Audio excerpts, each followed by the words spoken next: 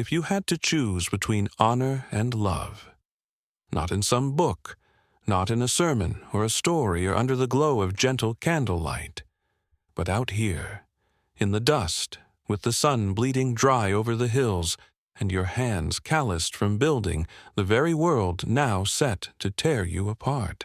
If you had to stand between your blood and your heart, what would you choose?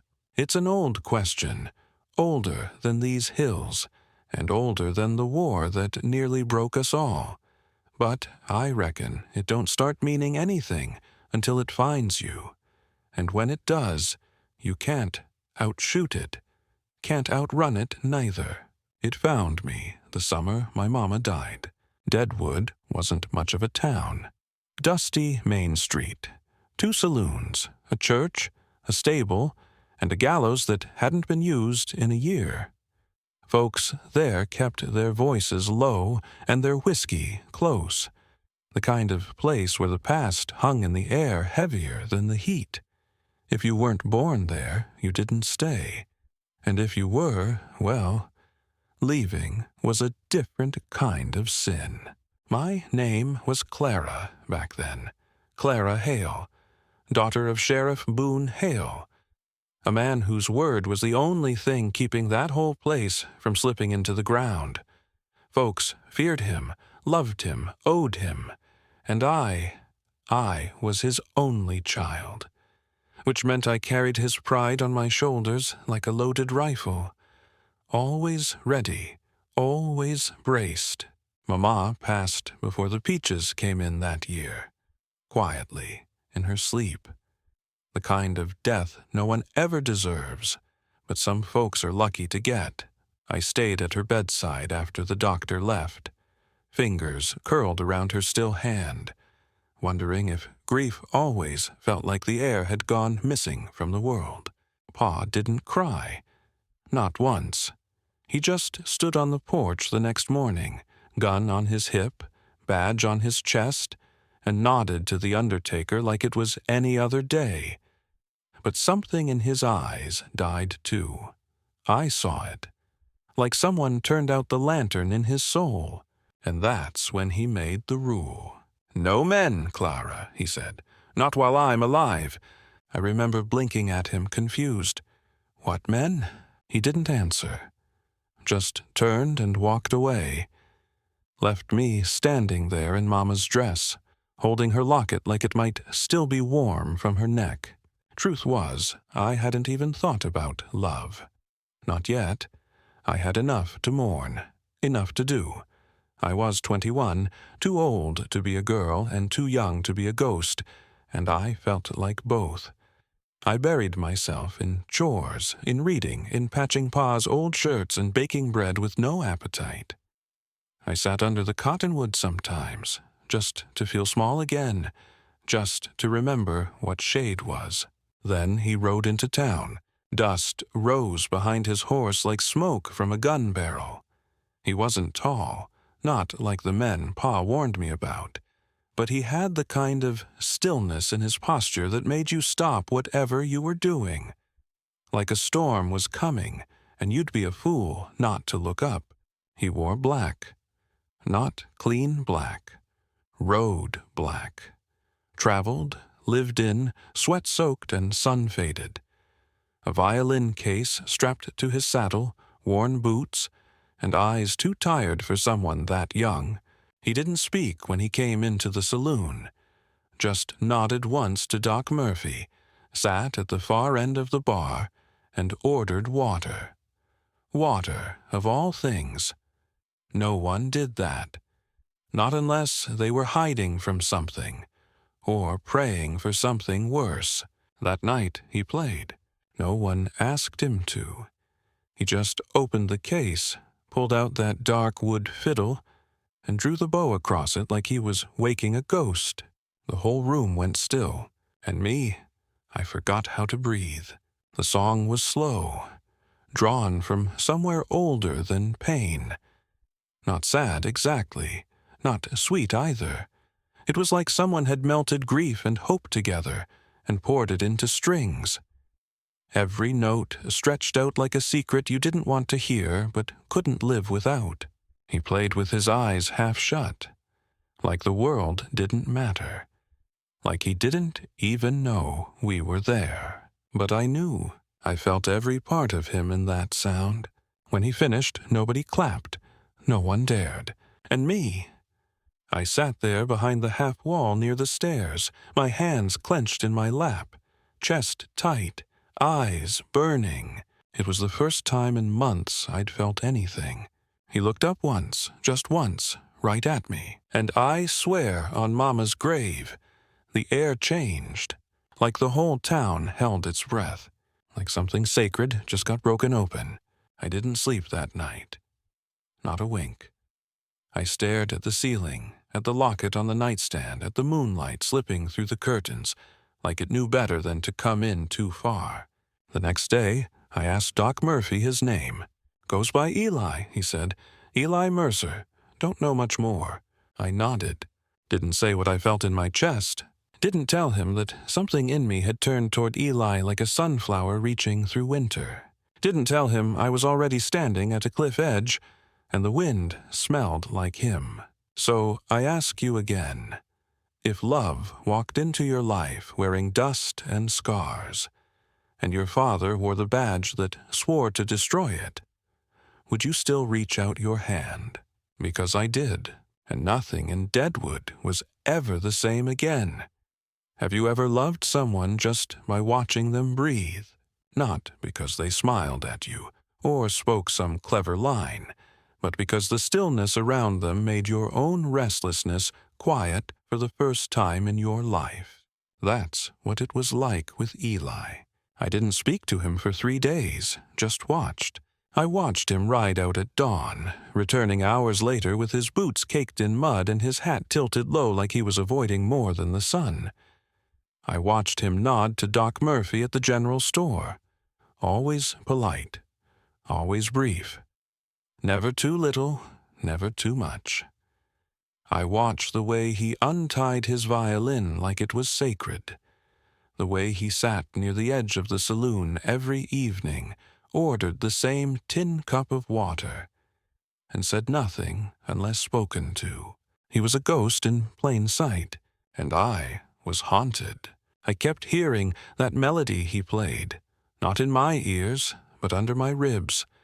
I'd be folding linens or fetching bread or sitting on the church porch trying to sew, and there it'd be again, rising soft and slow, like smoke under a door.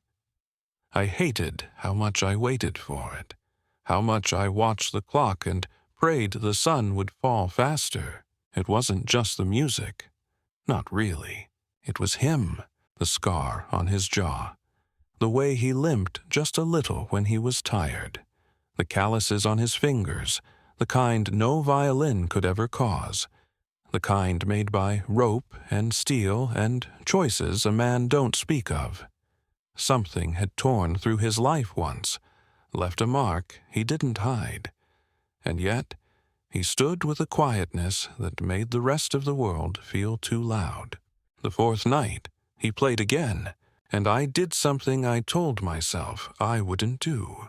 I stepped into the saloon, not like a girl out for adventure, not like someone chasing a man, just slow, careful, like a moth that doesn't know it's heading for the flame. I didn't sit near him, just stood by the wall, watched, breathed. This time, he looked up in the middle of the song and didn't look away.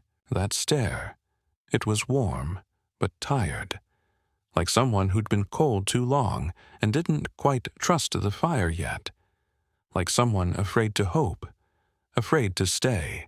And still he kept playing. When he finished, the room stayed quiet, same as before, except this time he nodded once, to me, the tiniest thing, but it cracked something open. I slipped out before anyone noticed. I don't even remember walking home. Just the sound of the violin still echoing in the floorboards of my bones. That night I wrote a letter to Mama. Didn't mail it, of course, just folded it in her old Bible, like I always did when I needed to tell her something I couldn't say out loud. "I think I met someone," I wrote. "But it ain't safe, and I don't know if that makes it more real or more wrong." The next morning he came to the church.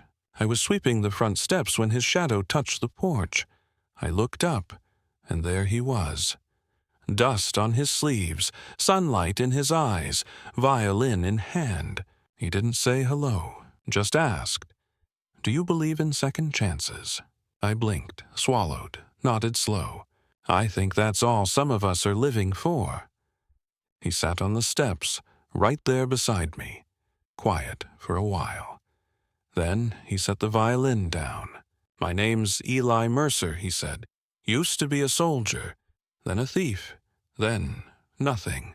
I didn't flinch, didn't ask for more, just sat beside him, listening to the birds, the breeze, the hum of the world, trying to pretend it wasn't dangerous. "I only steal now from places that stole first," he said after a moment. "I don't want trouble, Miss Hale." I looked over at him. "You already found it," I said. He smiled then. A small thing, barely there, but it reached his eyes. From that day on, we began to meet. Always careful, always brief, sometimes at the edge of town, near the creek, sometimes behind the church when the sun was low and the shadows long. We spoke in soft voices, and never for long.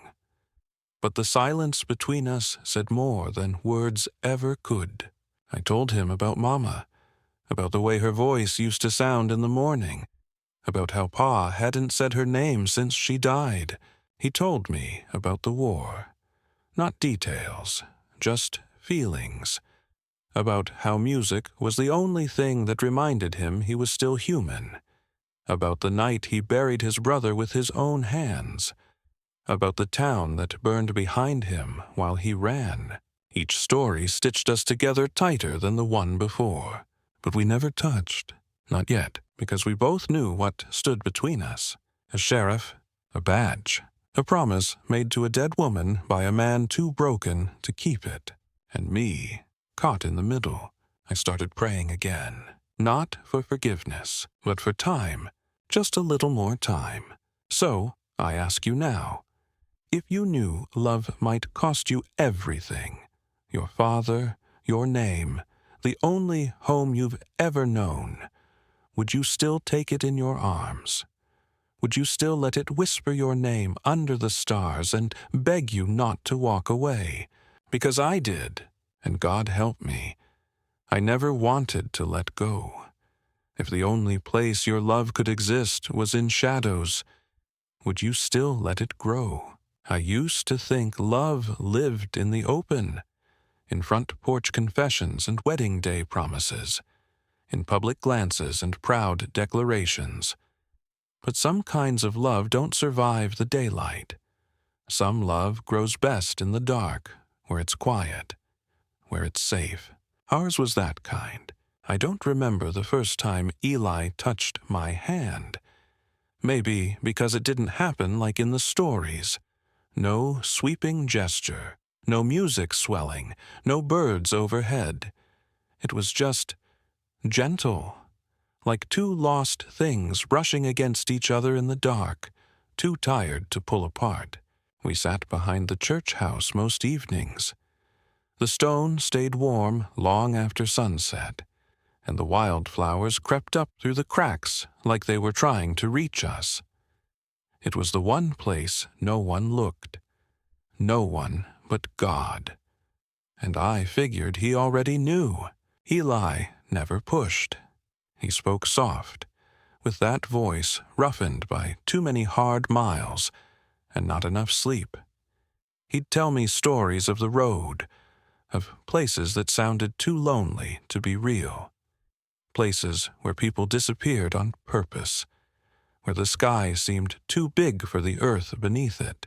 He told me about the scar on his jaw. I was 17, he said, tracing it lightly with a fingertip. Got in the way of someone else's bullet. I swallowed. And the violin? He smiled a little. That came later. A man in El Paso gave it to me after I pulled him from a fire. He said it belonged to his wife. Told me to keep it, to make it sing again. It does, I said. He looked at me, real slow. So do you. That night, I dreamed of firelight and music, of our hands pressed together under the cottonwoods, of the whole world holding its breath around us. And I woke with a kind of ache I couldn't name. But not all secrets stay secret forever. One afternoon, I was leaving Doc Murphy's when I heard them, 2 ranch hands lingering near the water trough. Sheriff's girl been spending time with that stranger. Eli something. Reckon Boone knows. He don't, not yet. I didn't move, didn't breathe, just stood behind the corner, my heart knocking hard against my ribs like it was trying to get out and warn someone. They kept talking like I wasn't even there.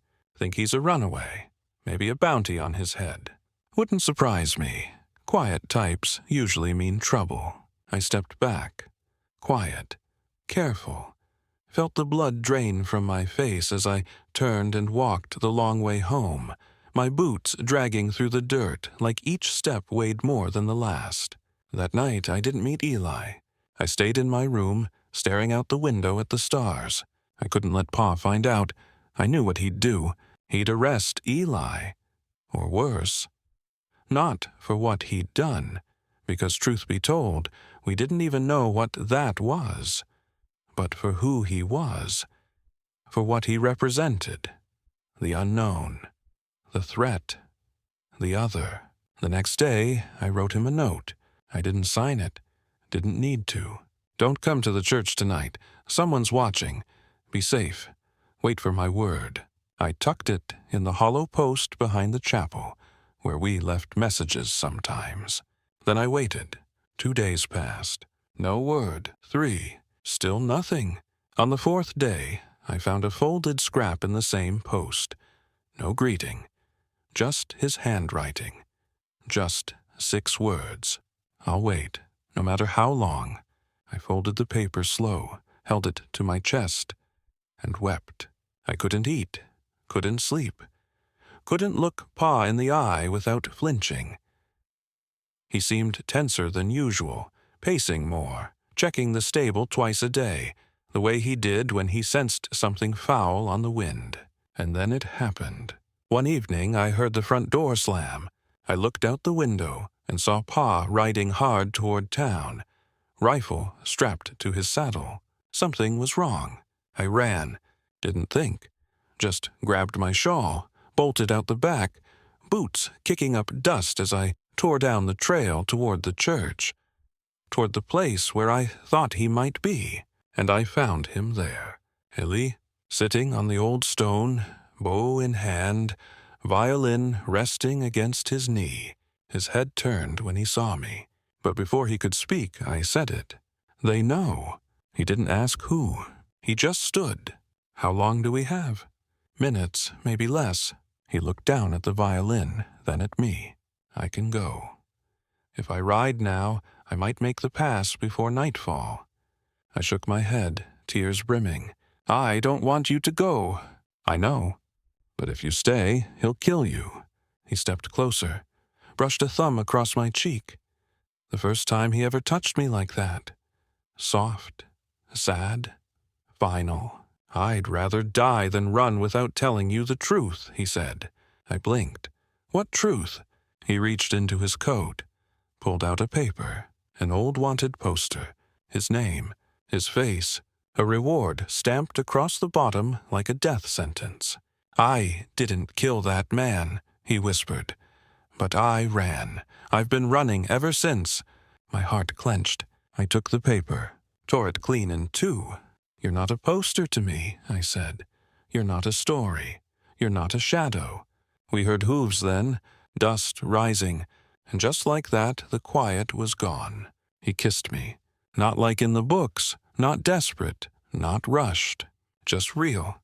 The kind of kiss that says goodbye and hello and I love you all in one breath. So I ask you, If the law and your love stood on opposite sides of a gun, who would you pray got to walk away? Because in that moment, I knew someone wasn't going to. And I prayed to a God I hadn't spoken to in years. Please don't let it be him. If the man you love is staring down the barrel of your father's gun, would you scream, or would you pray? Or would you just stand there, still as bone, as the sky itself holds its breath?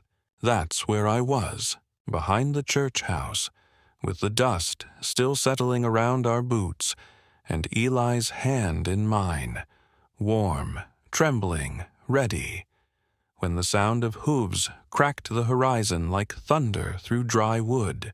3 riders, Pa in the lead, rifle on his saddle, fury in his eyes. I'd seen him angry before.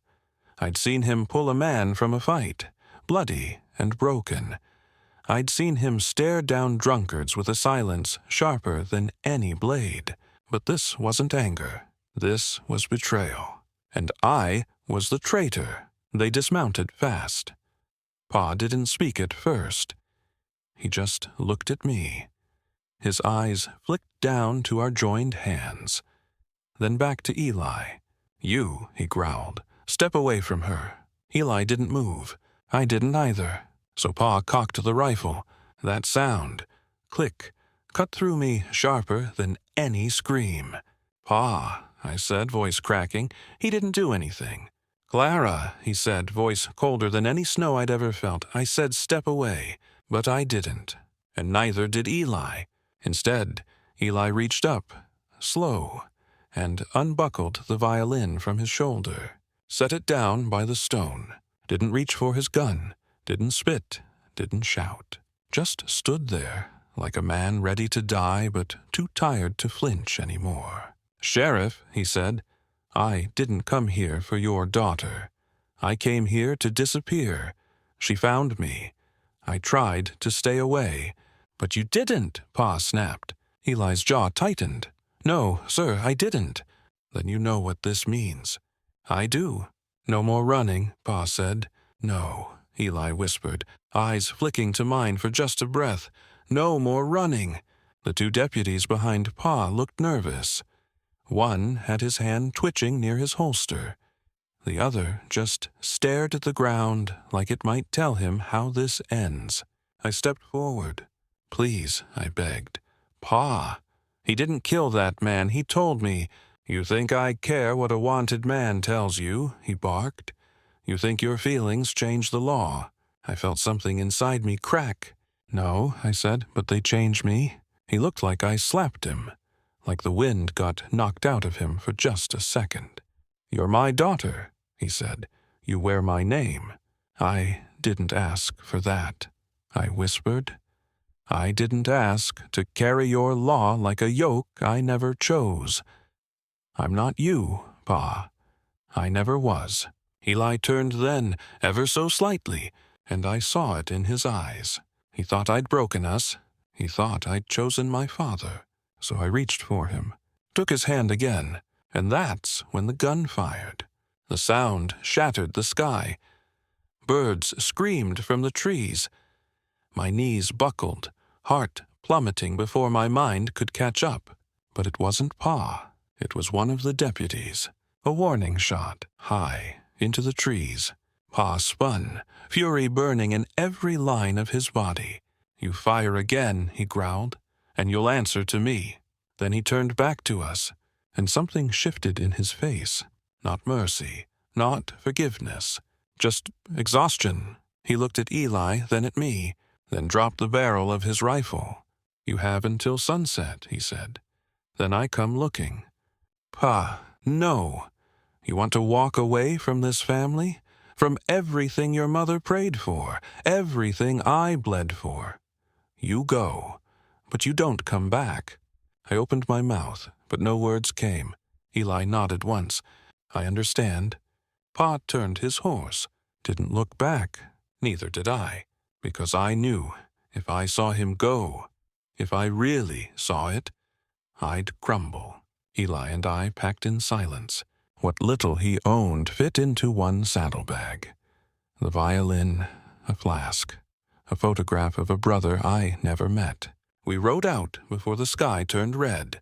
No words, no ceremony, just the long road, stretching like an open wound beneath our horses' hooves.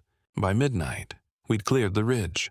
By morning, Deadwood was nothing more than a memory behind us, a place where love was a sin, and truth lived under lock and key. We camped near the canyon, made a fire that barely kept warm, and there, in the silence of the open sky, Eli played, not for a crowd, not for a bar, just for me, and I cried into my knees, his music wrapping around me like the promise we never got to say. So I ask you now, what is family if it costs you the love that made you human? What is honor if it leaves you alone in the cold? Because out there, with the stars overhead and the road beneath us, I finally knew who I was. Not Sheriff Hale's daughter, not a traitor, just a woman in love, willing to pay the price for something real. If you gave up everything for love, and love still broke you in the end, would you still call it worth it?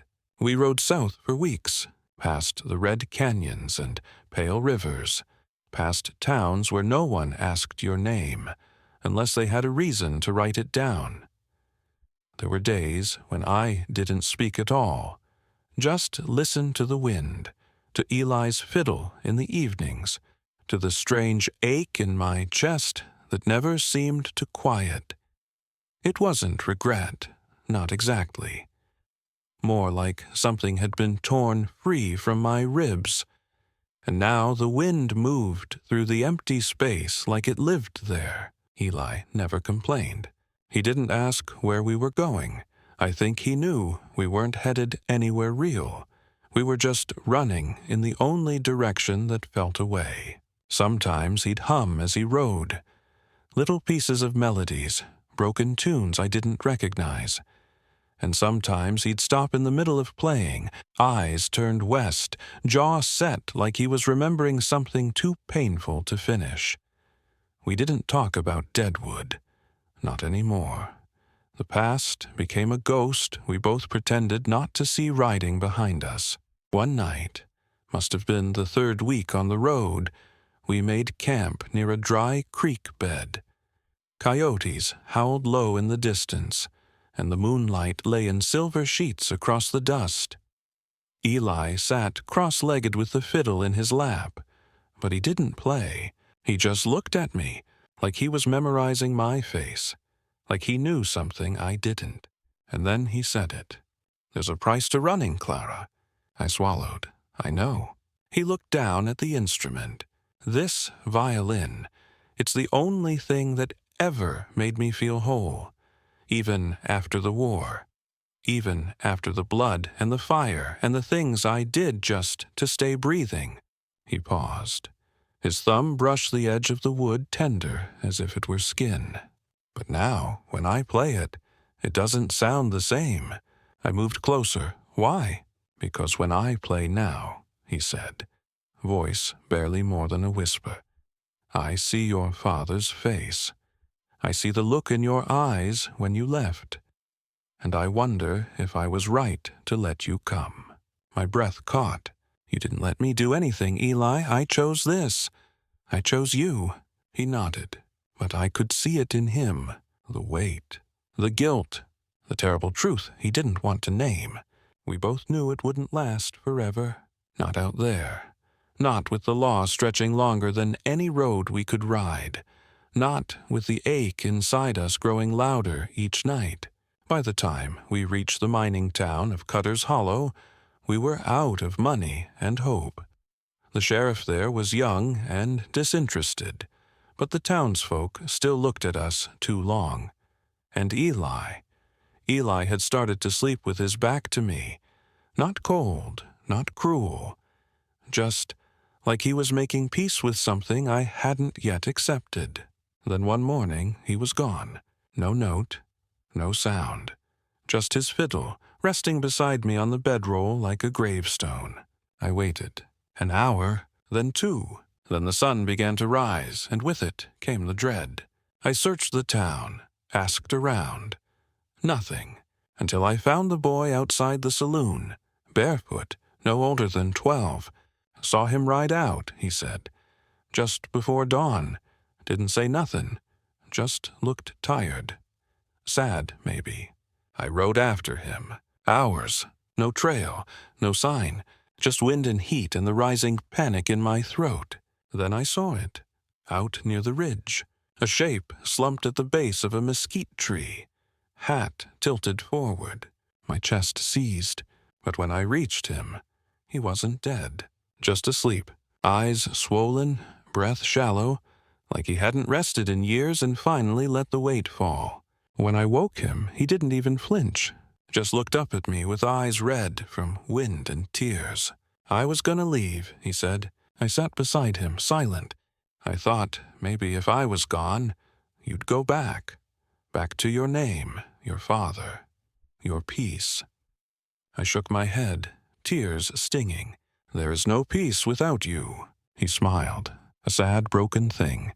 But I'm not a good man, Clara. I've done things I can't take back. So have I whispered. I left everything. My blood, my home, my past. I left it for something I believed was good. He turned to me.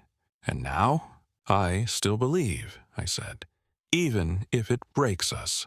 We stayed there until nightfall, and then he played. Not for the townsfolk, not for the law, just for me, just once more. And that night, I made peace with something hard. That some love doesn't get a happy ending. Some love burns too bright for the world to hold. I left him 3 days later, not out of anger, but out of love. I took the fiddle. He gave it to me with a kiss and no words. I rode east, back toward the silence, back toward the graveyard on the hill where my mother slept, back to Deadwood, a town that didn't want me, but held the only pieces of my past I couldn't leave buried. Pa never forgave me, but he never came for me either. And now, every year on the first frost, I take that fiddle to the church. I sit on the back steps, and I play for him, for what we were, for the road to nowhere that once felt like everything. So I ask you, if love is all you have, but it asks you to lose everything else, do you still call it love? Because I do, even now, even still. If time doesn't heal everything, then what does it do? Does it simply move the pain deeper? Bury it beneath the years until it doesn't scream anymore? Just hums quiet in the corners of your soul? Or does it change you, carve you hollow and careful, until love is something you don't chase? Just remember, I've lived long enough to know this. Time doesn't fix things. It just waits for you to gather the strength to face them.